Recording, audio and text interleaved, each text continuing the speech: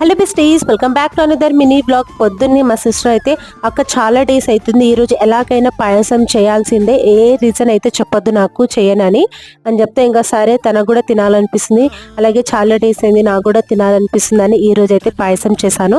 నాకైతే చాలా ఇష్టం పాయసం అంటే.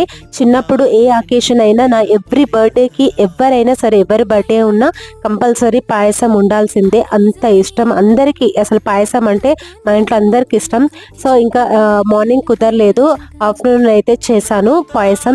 నేను ఇక్కడ షుగర్ వేసుకోలేదు, బెల్లం వేసుకున్నాను. బెల్లంతో కూడా సూపర్ టేస్ట్ ఉంది. మీలో ఎంతమందికి పాయసం అంటే ఇష్టమో కింద కామెంట్ బాక్స్లో కామెంట్ చేయండి.